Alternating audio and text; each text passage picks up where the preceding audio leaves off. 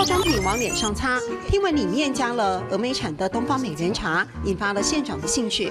它其实可以淡化控油，那也可以帮助肌肤做很多清洁的步骤，所以我们才把它拿来当成保养品的成分。欧美早善用草本植物研发化妆品，绿茶可以，那闻名中外的东方美人茶为何不行？年轻世代拿出勇气尝试。那时候其实我们有找了很多合作的对象，像农会啊、产销班，可是其实我们那时候会发现，老一辈的人其实不太理我们。一个想用客家文化精神自创品牌的年轻人，遇上愿意信任他的茶行接班人，决定一起实验。我们3兄弟回来接手，想说，那应该要有别于传统茶行，要有创新经营的部分。一心2叶美人香，从此不止在唇齿间，也停留在面容上。如果广泛用为一个产品的提升价值啊，各方面产业链还有价值感都能够提升，我认为是一个好的。口碑需要以实力创造。100年经验的老茶行在两岸竞赛中夺下两岸茶王的殊荣。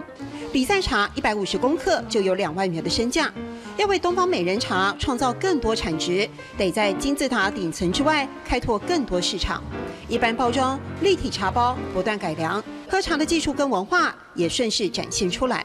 这个要看起来货真价实，你的品种好不好，一看就知道。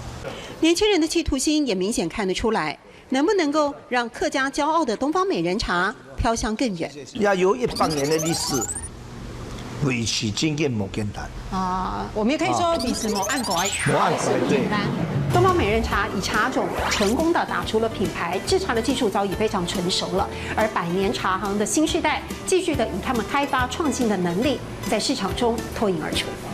也有100年嘅历史，维持冇暗改。也有100年嘅历史，维持冇暗改。